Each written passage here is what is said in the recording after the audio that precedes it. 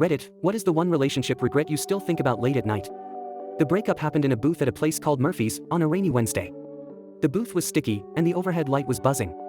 I had always hated how restaurants handled those little details, but I was more focused on the way Kira kept tapping her fingernails against the salt shaker. We'd had our usual arguments about money and time, but that afternoon felt different, like there was a decision being made behind her eyes that I couldn't reach, no matter how desperately I tried to read her. Even though I knew things were tense, I still thought I could fix it. I wanted so badly to make something right between us. Her hair was tucked behind her ear. She always did that when she was speaking carefully. I just don't think we're moving forward, she said, voice quieter than it had ever been. I remember the jukebox in the corner stuttering out the same blues song it always played at that hour. The air smelled of overcooked onions and cheap coffee, and it all felt staged, like every detail was waiting for this exact conversation. I reached for her hand, but she pulled back, fingers tracing the edge of her mug instead. That small gesture stuck with me, her distance carved into that moment, impossible to bridge. I kept repeating, we can sort this out. I know I've been distant, I can change. She shook her head, eyes wet but steady. It's not about changing. It feels like we're holding on to something we both know is already gone. I caught myself searching for some clue she was wrong, something in her posture, her tone, anything.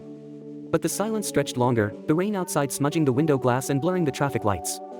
I noticed she had left her necklace, one I'd given her last Christmas, by the edge of the table. For just a second, I almost said something about it, but the words wouldn't form. I felt the kind of panic only regret can create, watching her set her jaw and decide. The check came, and neither of us touched it. Kira slid out of the booth, shoulders hunched, and walked out before I could even stand. Her umbrella was missing, so she just walked into the rain. I watched her disappear past the neon sign, water pooling on the sidewalk, wondering if she'd ever turn around. My hand fell to the necklace, cold and small in my palm. Out the window, the rain made everything feel farther away, quieter.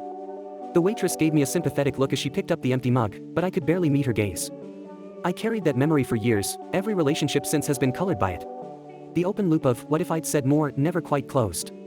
Most nights, I still see the rain smudging the glass and feel the shape of that necklace in my hand. The regrets are quieter now, but they stay. And sometimes, when thunder shakes the window, I find myself wishing Kira had turned around, just once.